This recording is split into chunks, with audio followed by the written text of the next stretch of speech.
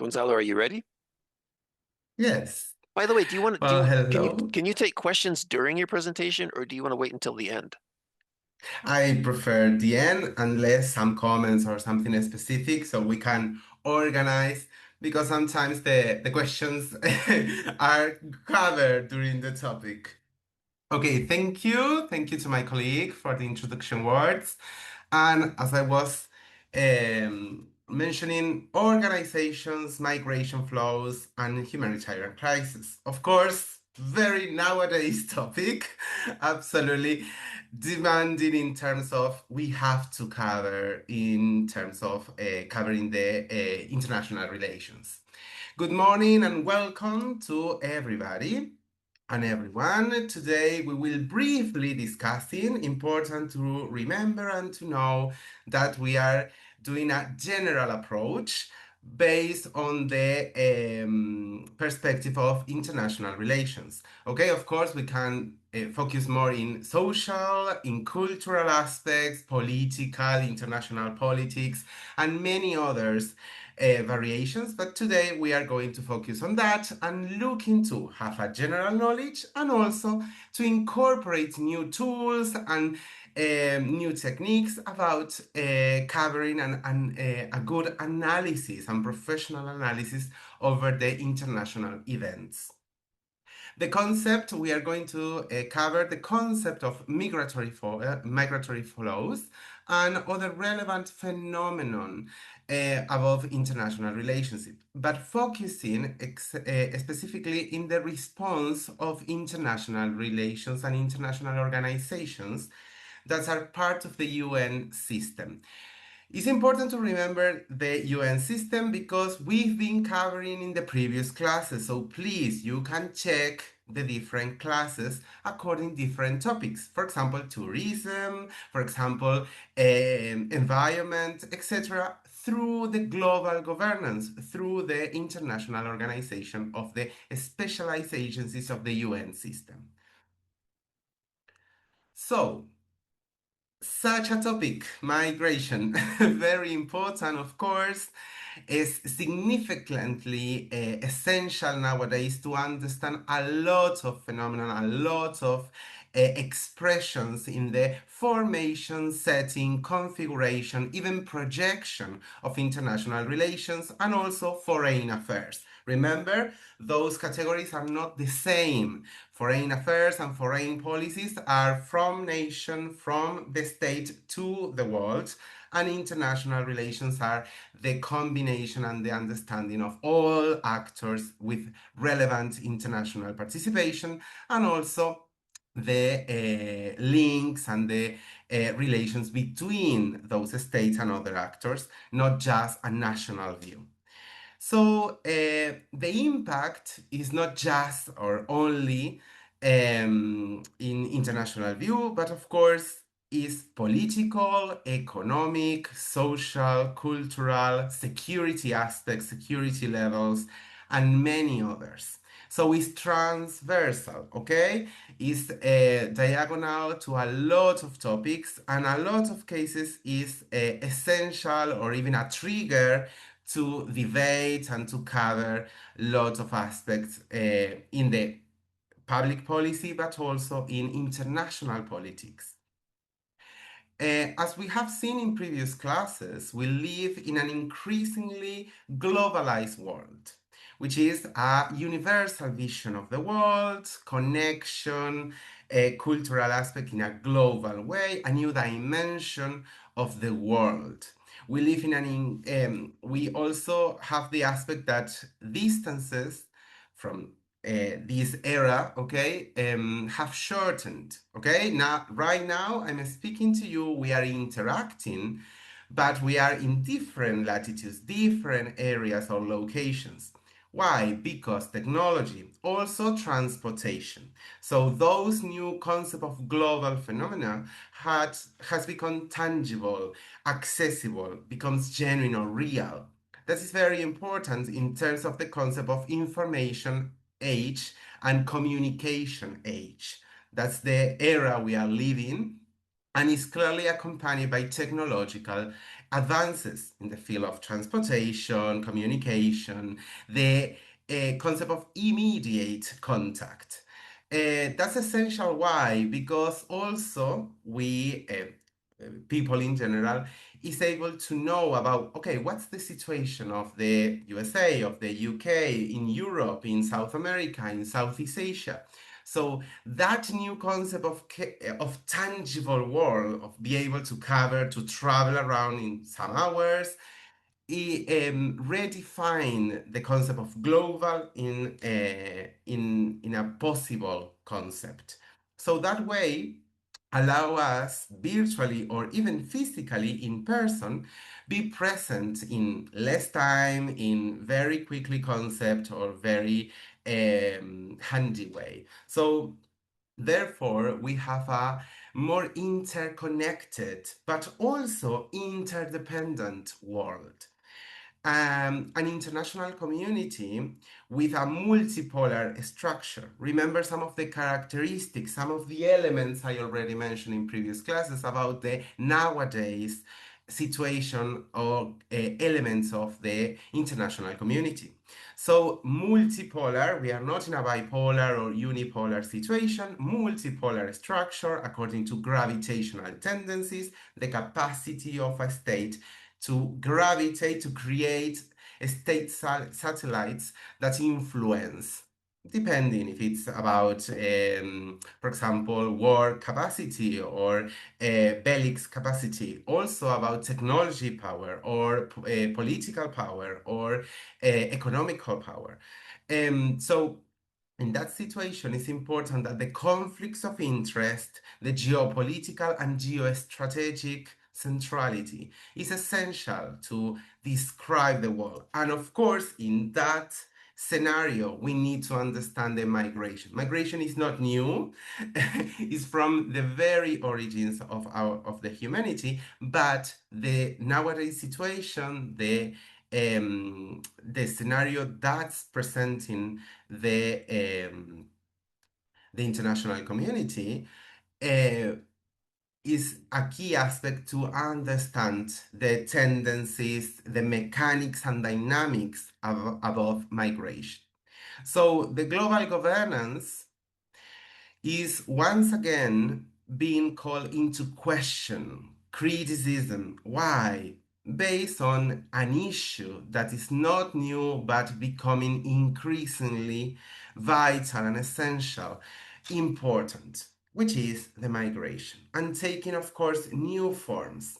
So, how is being dealing the global governance, the international organization over the topic of migration? Clearly, it's not enough. It's not being efficient. Even some authors started to call it as a global challenge.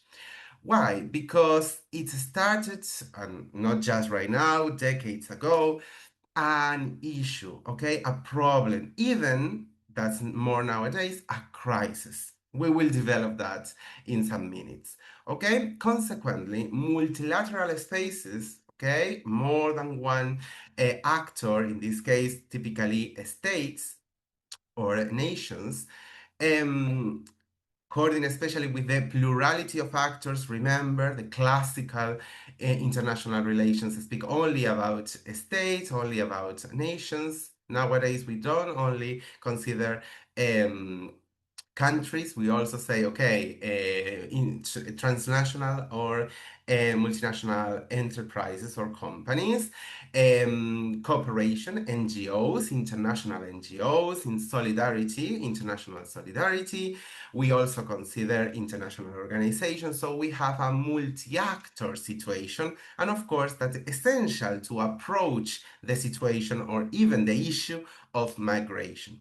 So the plurality of actors and of course other factors like economy, like political tensions, the escalation of conflicts, the tensions in general, of course, are essential to analyze this concept and this situation, and of course characterize current international relations and especially migration flows.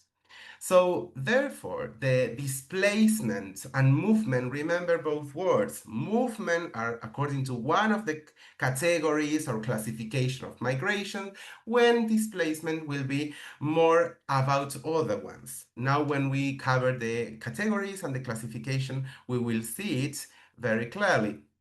So the displacement and the movement of groups of people from one country to another one and from one region to another region or subcontinent, continent, different movement, especially because the technology and the transportation let us do that, is essential that raises a profound and very deep questioning about the validity of the concept of borders. Okay? Even nowadays, we have some authors approaching and questioning the concept of border as a real, as a factual concept, or just a sort of construct, sort of delimitation, but not for real. Typical when we have populations over the borders and how they interact very close, they exchange culturally, socially, economical, in economic aspects, but it's not very effective. It's a critical view about the concept of borders when we are thinking and we are promoting in general the tendencies and the speeches and the politics promote a global world. Okay, global in one aspect, for example, in economy, but not global in terms of movement, the right of movement, the right of settlement, the right of resettlement, okay, to enter and live free of movement, which is already consecrated in a lot of treaties and in general laws in international public law. So according to that, it's important to understand this is a point that's questioned, that criticize the concept of internationalization of the world. And because of that, we need to approach this topic not only from the general journalistic view about the press or about a very complicated and complex topic in a lot of societies nowadays, also in terms of understanding the mechanics in foreign affairs and international relations. About migration flows, important, we tend to cover two main concepts, okay? We can make a sort of combination of the following ideas, of the main ideas, which is, and here you have some definitions, the process of moving across national spaces, national areas. In that case, is also migration, is correct, typically from the countryside to the cities, very common, the empty countrysides in a lot of countries, but this is national migration, internal migration.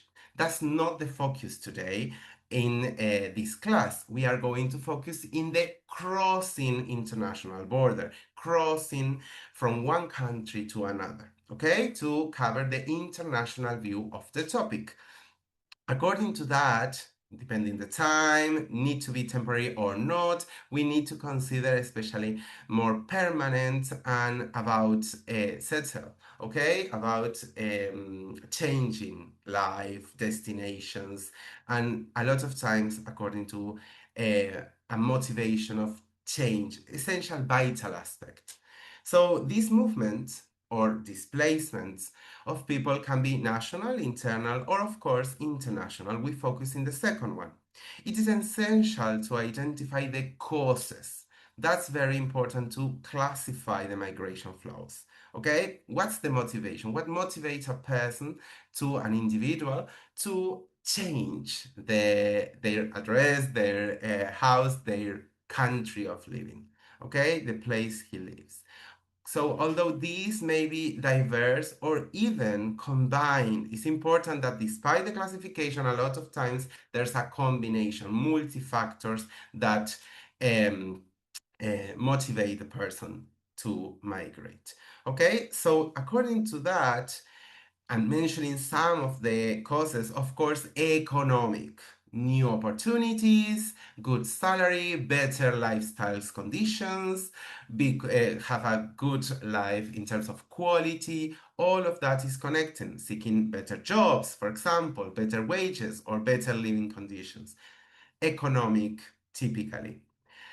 Also, political and social causes. Due to political persecution, armed conflicts, violence, wars, discrimination, we need to consider a lot of regimes, political regimes, a lot of situations. So this is also very common and not always representing the same of kind of migrant. Okay, a lot of times we have tendencies in economic, for example, a lot of times it's more voluntary migration, but in other situations it's more a forced migration or a very pressed or quite as a displacement. Okay. Also, we have, for example, educational causes, very common, educational visas, educational movement. Why? Seeking access to higher education or better institutions or even affordable education. Some countries very, very expensive, in others not that much, etc. Family reunification, very common, relocating to join family members. Sometimes we have a father in a country and the rest of the family in another one, and a lot of cases. So about the right to be a family and to be all together, okay, to develop the right of the kids, etc., already as a human rights recognized and consecrated. Also, a new one, not new exactly, but not that much classical, is the natural and environmental disaster, which is the natural or environmental refugees or migrants. Why? Because we have started to experience, to live the situation that some areas of the world are impossible to live. Okay, it's impossible to deal with the extreme temperatures, with the different expression of disaster like tornadoes, hurricanes, earthquakes, volcanoes, etc. So according to that, the situation of the environmental conditions also press, force, or even just um, uh, present a situation of the people have to move, okay? And also, humanitarian crisis is the massive human rights violation, the transgression, for example, a genocide, or for example, a persecution, a dictatorship, okay? These kind of expression tend to ethnical persecution or different situations we will cover when we see the legal doctrines are about human crisis or humanitarian crisis and quite connected with the human rights. Okay? We also see other classifications typically common, which is, for example, the voluntary migration, which may be based on several of the above causes. So it's not one option or one classification to one cause. Lots of times it's very combined. And basically, the person, the individual decide, okay, take the option of migrate voluntarily, okay? Buy a ticket, cover all the legal procedures, the bureaucracy, the paperwork, and change the location of his living, the way he said, etc. But also we have, and this is very important, quite essential to understand the real situation of migration and migration flows, which is the forced migration. In this case, migrants are forced to leave their homes. For example, a person that is persecuted, he needs or she needs to save his or her life. So in that cases, due to extreme causes like conflicts, persecution, discrimination, different justification, different purposes about it, the person is forced. It's not what the person wants, forced to migrate. Okay? And of course, irregular or illegal migration. Very important, this topic, also part of the long approaches of the authors and the literature about we should say irregular or illegal. Illegal is more connected to be against the law. When it's a transgression, okay, it could be even a crime. When we say irregular, means more an administrative approach of the law, which is, okay, we are not fulfilling all the requirements. Maybe you don't have a visa, or you don't have all the paperwork you need to cross a border. In that case, it's important, the semiotics, it's important the content of the speech, because a lot of countries, a lot of speeches are focused on, okay, illegal persons, but whereas we also have the perspective that is not an illegal, is an irregular person. The situation of the person needs to be regularized, need to cover some aspects or requirements, but the person itself is not illegal. Okay, so more is more a human approach, and the other one is more a criminalizing approach, or just a discriminating approach about, okay, one thing is our national, another thing, another category is immigrants, okay, or people, foreigners. Okay, this is important also about to cover, to analyze some of the speeches, some of the approaches, and also the policies over this topic, essentially in the different countries. So the movement of people who cross border without the proper documentation, permits, and remaining in the territory without meeting the requirements for a stay. This is very important. And of course, all of this is linked to establish human rights. Why people, well, is forced to, well, to try to have a better life. And that's a right, actually. It's important to remember that our human rights, so our universally recognized, they cannot be declined, they cannot be sold. We have to, and all the countries have to try to comply, protect, and promote, even defend the human rights. They already said that, being part of the United Nations, being part of a lot of global governance organizations. So this is our in treaties are and are part of the human rights international system, which is with a lot of participants, state participants that ratify, that accept that as a compulsory aspect in this world.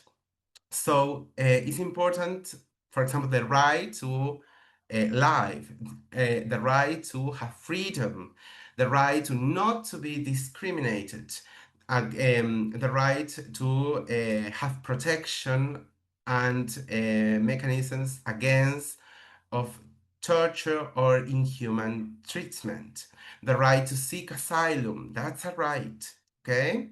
The principle of no refoulement, okay, no return, very important principle. And nowadays we are seeing new practices from some states that they are returning the different situations, migrants, to the origin, the original state, or the state they are nationals. Okay, why? This is very such a problem when the person is persecuted, okay, because the state is sending that person to possible death or possible very bad conditions. So that is already consecrated. Okay, the right to family unity, reunification, the right of education, the right of health, good living conditions, the right of work, okay, and good work or fair work and labor conditions. So all of these we have, of course, we can kind of separate into factors. We need more positive attraction that is very noticeable in some migrants. For example, the expert, the doctors or the researchers, for example. Lots of countries want researchers. So they are migrants, but they are very desired migrants. They want them, okay, to have an extra, to increase the development, the sectors, for example, technology or engineering, etc.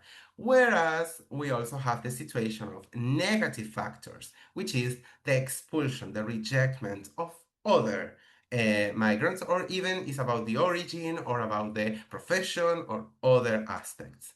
Okay, so this is clearly a very important topic that is included in the charter, that is included in the international public law, and because of that, global governance has its own approach over the topic. Okay, the first and maybe the main organization we can consider is the International Organization for Migration, the IOM. Okay, it was created, okay, in 1951 in response to the mass movement. But 51, what's mass movement? Well, clearly the situation in Europe, very hard, complicated situation after the Second World War. So it was initially called the Intergovernmental Committee for European Migration. But the topic of migration wasn't just covering that crisis or that situation. It requires, okay, a global situation. We started to see more migration. Even it was part of the globalization concept, okay? The world of everybody to be able to travel, to be able to have the right to experience tourism, etc. So according to that, this intergovernmental committee becomes the international organization, and that was in 1989. And in 2016, not that far away in terms of combination with the and comply with all of the human rights and the agreements and treaties of the United Nations, in 2016 becomes agency of the United Nations system. According to that, it's important to bear in mind that we have some goals, we have some objectives, and it's important to see the approach of them according to the positive, negative protection or rejection of the migrants. What's the approach of this global governance, this international organization? Well, save lives. Remember, is such an important, it's a um, use cogents, which is an imperative law, an imperative general law of the international public law, which is saving life and protecting, okay, people on the move, prioritizing their safety, dignity, protection in difficult contexts, etc. Okay, so before us just asking, okay, you have the papers or you comply with all the requirements, okay, consider first of all is a person and has some rights that we need to protect.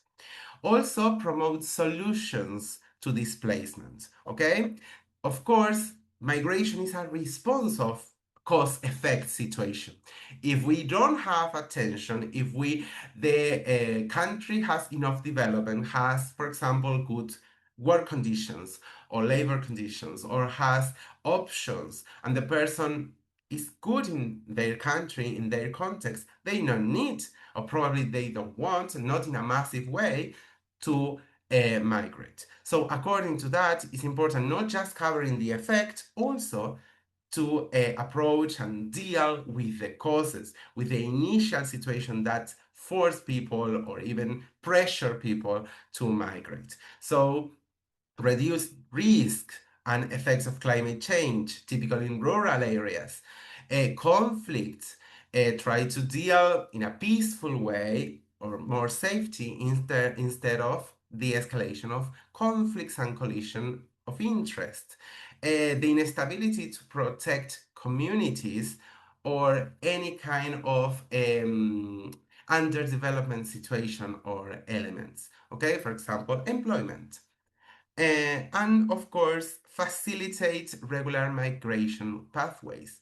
People want to migrate, and sometimes if we, in an institutional way, the entities and the organizations and states create possible ways to migrate is essential. Why? The whole of governments, the whole of society approaches to safely connect people, goods, services, knowledge, and even innovations. Okay? So that connection of a real global world according to the freedom of movement, according to the right to have a residence, according to different aspects of migration is essential and is part of the topic and also part of dealing with this international and global challenge because actually right now some authors and some experts consider just the rejection and just for example the tendency of criminalization is not enough, is not worthy, and is not useful to deal with this as an issue, as a challenge. Carrying out action, for example, and activities like humanitarian assistance, people that are actually migrating, migration management, organization dealing with the risk, vulnerabilities. Remember, people migrating is especially vulnerable. Okay, resettlement and repatriation, development and integration. Very important. It's not just migrate, people need to have the possibility to be part of the society of the receptor state. Okay, so they arrive. Okay, I need to learn the language, I need to be able to learn the culture, I need to be I have the right to be part of the society. So no segregation, no separation, no discrimination is very important. And also the data. How many people migrate? What's the situation? What are the main causes? What's the situation of organized crime above this topic, which is increasing in some region, in some migration crisis? Essential to know and essential to distinguish such an important legal doctrines, legal institute, legal concepts, which is refuge and asylum. They are not the same. Very important. And especially with the case of asylum, is not exactly the same in the whole world. Okay? Especially, for example, in Latin America. Both are legal doctrines, okay, of the public international law. They are rights, okay? They are recognized, and we have a lot of laws and norms and regulation above the topic, okay? Recognized by mainly most of the countries of the world. Asylum is a legal status granted to people seeking protection in a foreign country due to persecution, threats of persecution, or well founded fears of persecution in their country of origin. Okay, so it's more individual cases. We analysis each asylum because has a specific history, has a specific aspect that's essential for this situation. Not everyone experiences the same persecution. Sometimes it's a specific minority in a country, of course, okay, but it's more a specific situation. Asylum can be requested by people who are already in the country, okay, to which they wish to apply or at the time of entering its territory. Okay, so crossing the border, when we enter, no need to be from original state to the other state, could be a third state crossing the border, and also be inside. Okay, you already enter different ways, even could be sometimes not regular, this depending the national law and recognition, but basically shouldn't be, and being inside, be able to apply for asylum. Refuge refers to the protection offered to person fleeing dangerous situation, typically a population, a group of people. Okay, quite common because the condition tend to be applied to a group. Okay, fleeing dangerous situations such as armed conflict, widespread violence, serious human rights violations, persecution, ethnic persecution, for example. It generally applies a group of people, okay, and is granted in situation especially which is considered humanitarian crisis, people in a war, for example, or people that are persecuting because of religion or different aspects. Okay, the fundamental difference between asylum and refuge is that the former, okay, the first one is um, sorry, is generally granted to an individual. Okay, so imagine more groups and individual. Asylum is more an individual and their specific story, and as a refuge is more a group according to different causes. Okay, that's not, asylum granted.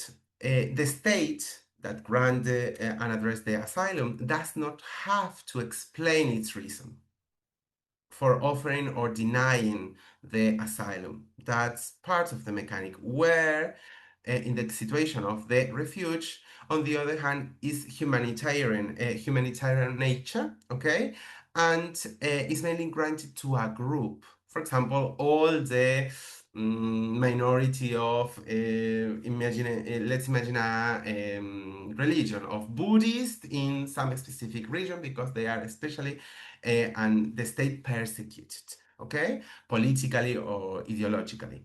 Okay, in the latter case, the case of the refuge, the receiving state must justify its reason for rejecting the refugees and again comply with the rule of no return. Okay, if I have a German person looking for refuge, the country can say no, is able to deny it, but shouldn't send the person, the refugee applicant, to Germany. Maybe to look another option. We have refugee camps, etc., but not the return. That's actually a principle, okay? A rector principle, quite important.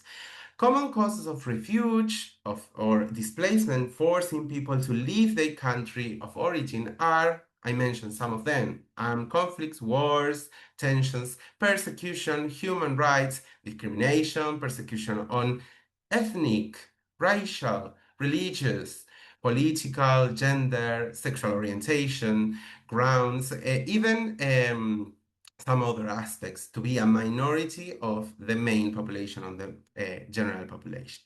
Widespread violence and organized crimes, gangs, extreme crime, human trafficking, okay, forced labor, okay, or what is called also the contemporary slavery, natural disasters, again, the people that the migrants because of natural or environmental aspects, the environmental degradation.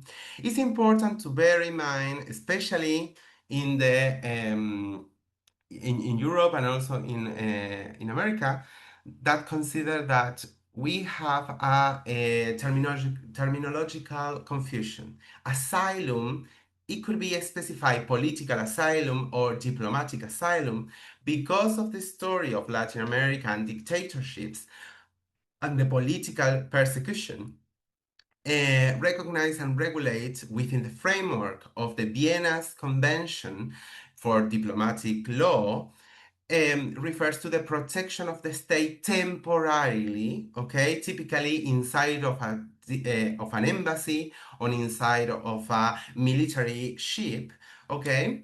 The protection in the diplomatic mission or in the embassy a specific person. No, it's impossible that persons will be national of the country of the embassy, and is according to emergency situation, especially persecuted, typically for political points, political or ideological reasons or crimes. Okay, so don't confuse. A lot of literature is about asylum, but is referring, especially in Latin America, diplomatic asylum. So we need, or political asylum. We need to distinguish because it's not exactly the same, despite the same name. Okay. Of course, probably you already heard about it, the United Nations High Commissioner for Refugee, the UNHCR. Okay?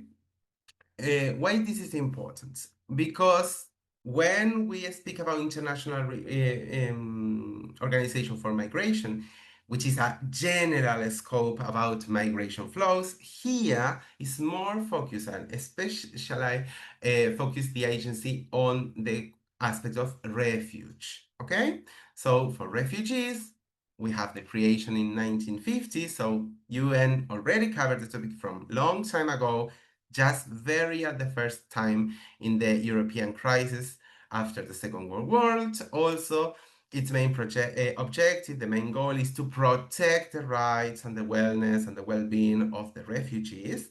It will focus its activities on international protection, legal assistance, support, guaranteeing rights, because people even especially consider that they are especially vulnerable, so they have to be protected, promoted their rights. They are persons, so they have rights. Humanitarian assistance, providing emergency aid, food, water, shelter, medical care, etc. Resettlement, repatriation, okay, as I mentioned before, no return. So some organization, global governance, UN, try to fulfill the gaps or the situation. Okay, this person cannot be in the original country, in the national country, but the other country deny to accept the refugees, so where we can. So we have some sort of foster or temporary destinations, we have refugee camps, etc., as a solution facilitating resettlement solutions. Aware awareness raising, okay? It's important the situation of refugee and advocating for policy to protect them. Again, we are hearing, we are seeing a lot of tendencies against migration, but at the same, especially this kind of migration that tend to be or irregular or forced, it's important to consider that it's a humanitarian crisis, is a impact over a huge society, and because of that it's a global challenge. So the international relations and the international community is trying to address, trying to explain the situation, because a lot of times it's taken as an electoral concept, as an electoral part of the campaign, political campaigns, and governments use it as a part of the foreign policy, but not trying to deal with the topic, such to, only to use it as a tool or weapon, instrumental view over the topic. Okay, durable solutions supporting programs for the integration of refugees into the host communities, as well as the reconstruction of countries, and especially again the causes, the original situation. Lot of the refugee, lot of the migrants, if they see, if they notice a change in their countries, probably they go back. Okay, they really want to live in their in their countries, but the conditions are not good. So also that's important about recognizing the situation of the world, different developing countries, and how that condition affects in a systematic and structural way, even systemic. Okay? Humanitarian crisis. I want to give you some examples. Okay, the point here is to consider, this is to problematize, to think about the topic. It's important to understand the refuge situation is increasing. We have a tendency, it's an upward trend in forced migration. The extremes condition that requires, okay, I live or I migrate or I move is becoming so common. It's becoming so important in a lot of places and situations according to different causes. So the migration flows are constantly on rise in all their forms, but especially in forced migration. Okay, so it is important to highlight the increasing incidence of persecution and the need for large population groups to flee in various regions of the world. For example, the case of Syria in 2011, in 2011, in this country led to millions of Syrians seeking refuge in nearby countries such as Turkey, Lebanon, Jordan, or even in Europe. Okay, and creates a sort of refuge and refugees corridor that creates a lot of conflicts, a lot of situation, even inside of the EU, the European Union, because the different approaches over the topic. Not all the countries consider in a unified way the situation of refugees. In the case of Rohingya refugees, we are speaking about ethnic persecution. Muslim minority in Myanmar led hundreds of thousands to flee, to move to other Southeast Asia, For example, countries like Bangladesh, because of the persecution in terms of ethnic and religion. The Venezuelan refugees, for example, economic and political crisis in Venezuela led to a mass exodus in search of better living condition, security. The exodus take place both to neighboring countries like Colombia, for example, or even other region countries, as well as to various parts of the world like European Union, United States, etc. The Afghan refugees, instability, the violence, the situation in Afghanistan, coupled with the presence of the Taliban, clearly led to a humanitarian crisis and forced displacements of many people to Europe, to Pakistan, and other countries.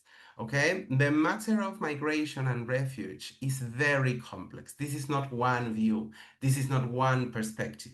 So it's challenging and the international community. What we've been covering, analyzing global governance, exposure shows the situation that this is an international crisis. This is an international challenge. But right now, the model of international organization, UN, the different agencies of the UN, even others like, for example, OCD or regional organizations like OAS or European Union, even others in regional way integration, intergovernmental organizations cannot approach and take efficient measures to deal and to manage in a proper way, recognizing the rights of the migration crisis. This is a humanitarian crisis, it's a civilization problem. Okay, so according to that, it's been the international community is not actually right now is that's a criticism is not able to deal with it, so started to call into the question its solidarity and level of cooperation, shows the breaks and the problems in the cooperation. This is applicable, of course, for economic, for politics, for a lot of topics, but this shows the problems, the gaps between the states and the international relations actors. According to that, highlights a breakdown in the idea of global world. We are speaking of global, but it's not global. The Go- globalization is in Gonzalo, question. we have Yes, about 15 minutes. Do you want to leave some time for questions? yes, I just finished right now.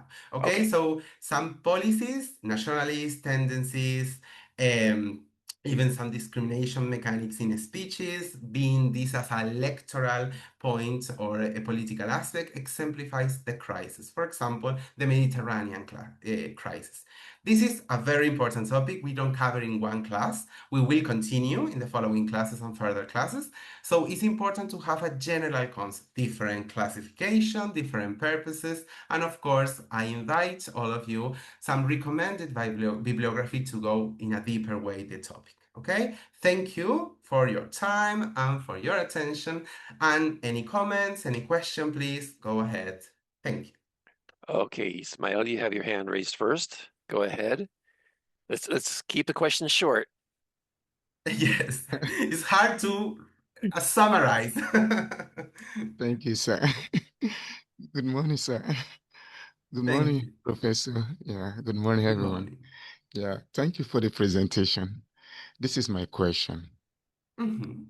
What accountability mechanisms exist within United Nations agency, rather, for Mhm. addressing the shortcomings in their responses to Mhm. migration?